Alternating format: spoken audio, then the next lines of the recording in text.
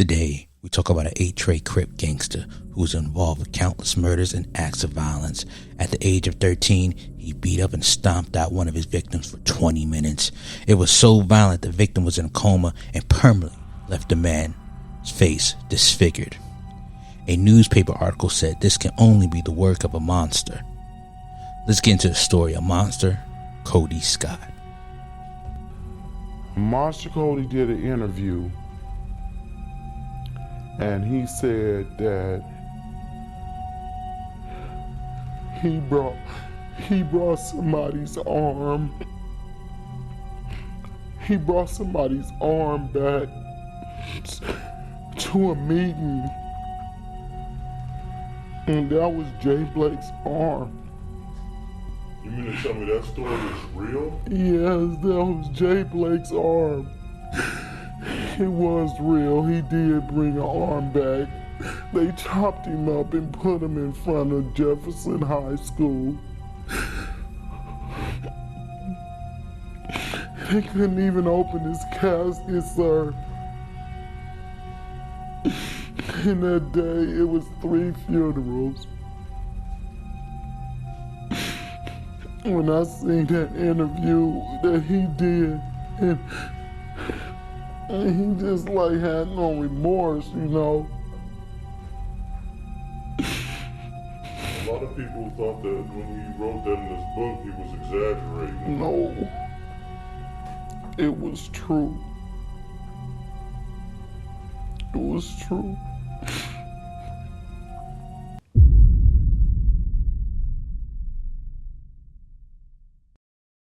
Kody Dejan Scott was born on November 13th, 1963 in Los Angeles. He was raised by his mother, Bertie Canada, and his father, Ernest Scott. He was the 5th of 6 children, 4 brothers and 2 sisters. His father, Ernest, didn't like Kody. It was rumored that Kody was not his biological son, and his mom had an affair on him with Los Angeles running back Dick Bass, and allegedly is Kody's real father. Ernest let it be known his hate for his son Kody, because he would abuse him and show his other kids more love. Birthdays and holidays, he wouldn't get any presents. When his parents divorced, his father only took his brothers and sisters on trips and vacations, which devastated the young Kody. His godfather was the great legend Ray Charles, who would sometimes give him Christmas presents. When his mom and father divorced around 1972, this led to his mom moving to West 69th Street, Dinker Avenue, which is located in South Central Los Angeles, which was surrounded by gangs. His house on 69th and Dinker sat in the heart of 8 Tray Gangster Crips territory, one of the more lethal and highly respected gangs in the city. Kody Scott had his first run-in with the gangs at the age of 10, where he was jumped by 2 13-year-olds that stole his money. His mom worked multiple odd jobs and was rarely home. He found a new home in the streets. He started to hang with Crip founder Stanley Williams, aka Tookie, who was a legend in the streets. One of the leaders over at Mona Park, and he upset Tookie, and Tookie grabbed him in the mouth and lifted him off the ground, one hand, and explained to him, "I am the undisputed leader of the Crips." Tookie and other gang members would do drugs such as PCP and lift weights around young Kody. In 1975, 11-year-old Kody Scott was jumped in the 8 Tray Gangster Crips, also known as ETGC. His initiation for the gang was to kill another rival gang, which was 15 Brims, which was a blood set. Kody and other people from the 8 Trays stole a car, retrieved more gang members going to the rival hood. They were armed with revolvers and shotguns, and Kody had a 12-gauge shotgun and was instructed to use all of his ammo. When they got to their destination, they opened fire. Kody killed another kid around his age, just changed his life forever. The killing excited him, and he knew he could do it again. Kody was getting into more violence. 13-year-old Kody and another 8 Tray Crip member named Trey Bell robbed an older black man. The man punched Kody in the face, and then Kody proceeded to stomp him out for 20 minutes. Trey Bell had to restrain Kody from hurting the man even more. The man was so severely beaten that he was in a coma, and his face was permanently disfigured. When the police arrived at the crime scene, they said only a monster would do such a heinous crime. Other fellow Eight Tray Crips overheard and relayed the message to Kody about what the police said, and at this point, the Eight Tray Crips started to call Kody by the moniker Monster. On February 14, 1979, even as his reputation grew, so did the scrutiny of law enforcement. Kody's reign of terror was abruptly interrupted when he found himself behind bars, charged with assault and grand theft auto, and he had to serve 9 months at Camp Munez in Lake Hugh, California.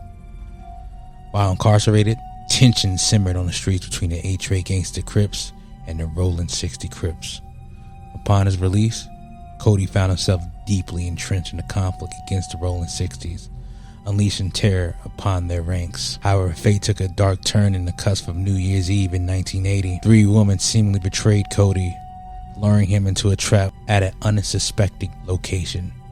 There, in a cruel twist of fate, members of the Rolling 60s Crip unleashed a hail of bullets upon him at point-blank range, and he was shot 5 times. It was right here in 1980, December 31st, where my brother and another homie were coming out of the surplus, were accosted by 2 of them cats from across Western. Shot my brother 5 times right here.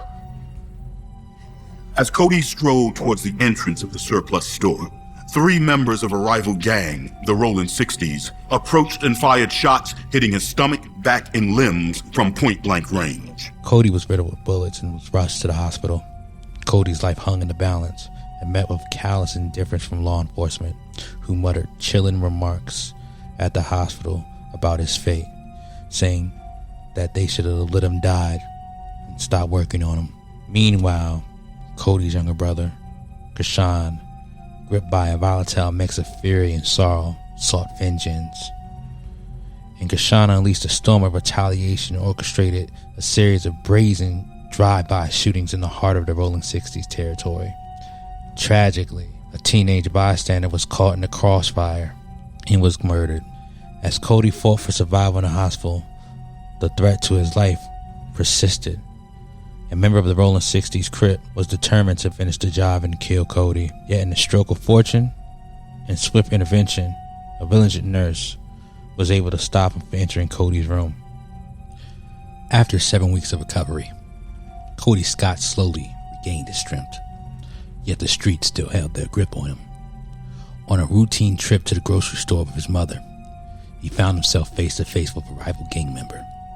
In a split-second decision, he fired a warning shot before swiftly escorting his mother to safety. Meanwhile, his girlfriend, later to become his wife, grew wary of the constant danger and instability of their neighborhood.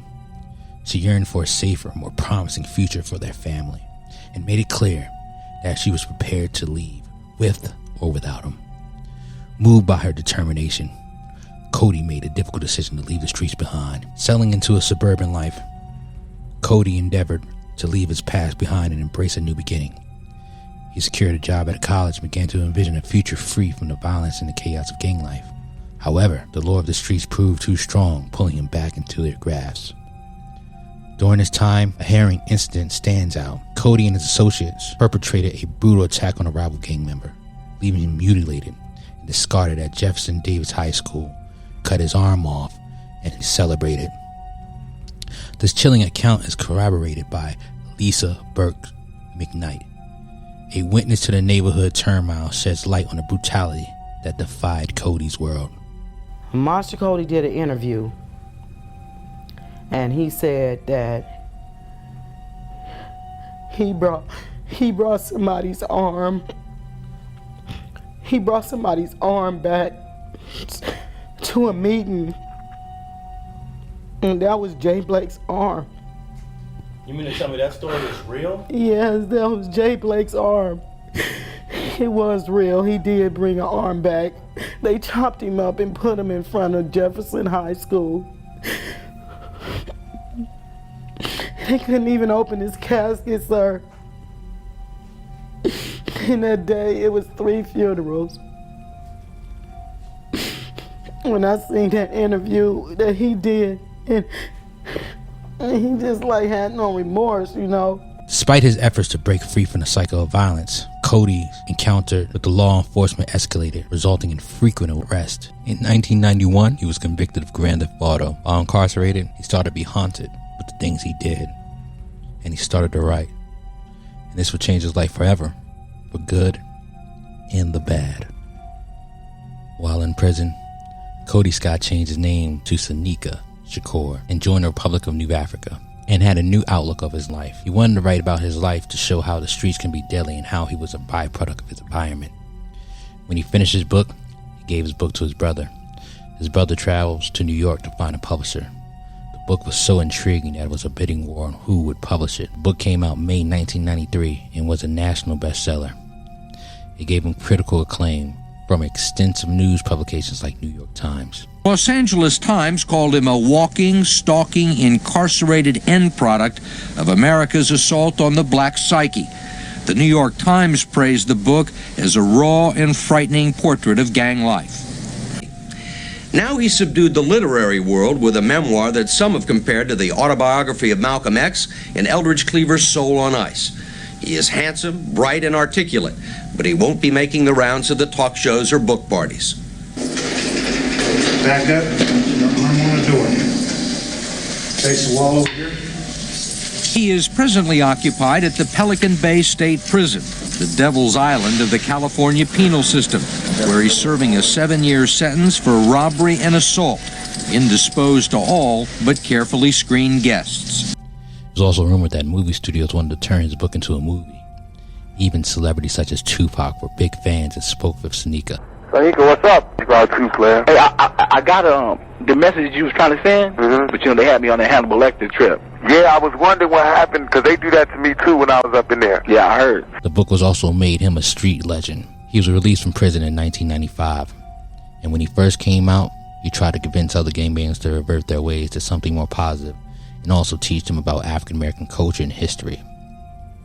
Everything seemed to go his way, but he also knew that some people would try to torment him due to the book and to see if he was gangster or not, and also from the victims' families. Despite all this success, he reverted to the streets over the years. He was going in and out of prison and also started to do heavy drugs.